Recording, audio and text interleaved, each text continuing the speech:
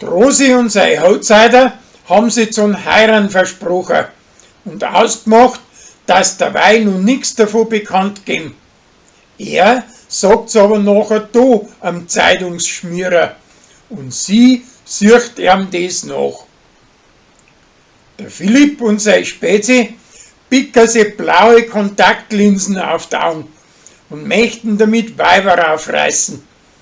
Das haut aber nicht hin. Der Flori möchte verhindern, dass das Hummerl zum x-ten Mal als Schafkopfrenners gewinnt. Drum schickt er Josie in den Ring, aber die muss mittendrin weg und das Hummerl gewinnt auch diesmal wieder. Fanny meint, sie kann ihren alten sein Pokerface durchschauen, aber da täuscht sie sich. Als Bärli hat mit 10 Jahren im Wirtshaus an Lorenz sein Bierkriegel gedachtet. Jetzt bringt das wieder zurück. Und Uri sagt zum Landrat, dass sie das verschlampt hat.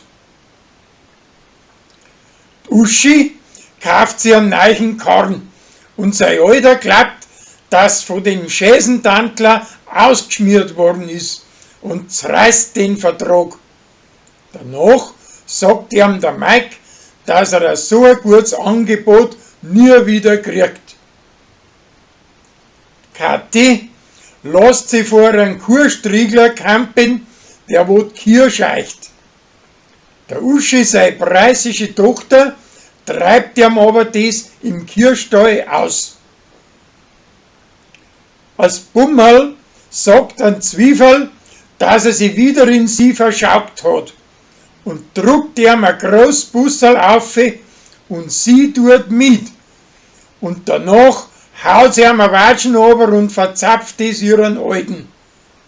Der möchte wegen den für längere Zeit aus Lansing verschwinden.